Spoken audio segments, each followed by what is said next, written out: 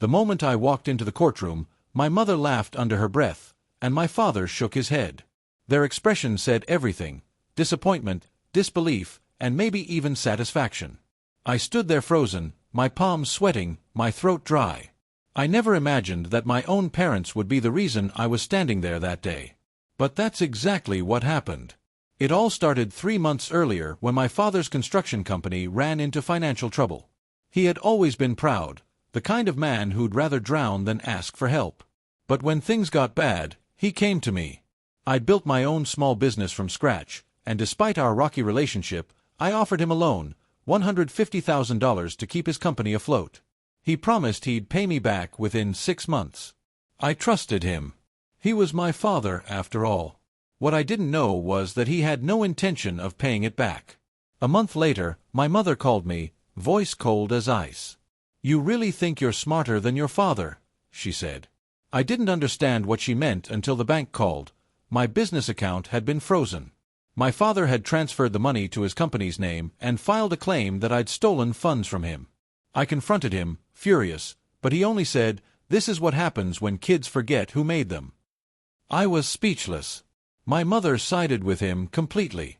"You embarrassed your father by acting like his boss," she spat. "Now deal with the consequences." So there I was, standing in court, accused by my own father of fraud. My mother's quiet laugh echoed in my head as I sat down. My lawyer whispered, "Stay calm. We have proof." He was right. I'd kept every message, every transaction, every email. My father didn't expect me to be that careful. He still thought I was the naive kid who once begged for his approval. When the judge asked me to speak, I stood up, looked at both my parents, and said, "I never wanted this. I just wanted to help my father. But it seems the only way to get his respect is to prove he's wrong." We submitted the evidence, screenshots of my father requesting the loan, the transfer confirmation, and his handwritten note acknowledging the amount. The judge's expression changed almost immediately. My parents' lawyer tried to argue that it was a family misunderstanding, but the judge silenced him. "This isn't misunderstanding," she said. "It's manipulation." My mother's smirk vanished. My father's face turned pale. The judge dismissed the case against me and instead ordered an investigation into their company's finances. I remember walking out of that courtroom feeling a strange mix of relief and heartbreak. My parents didn't even look at me.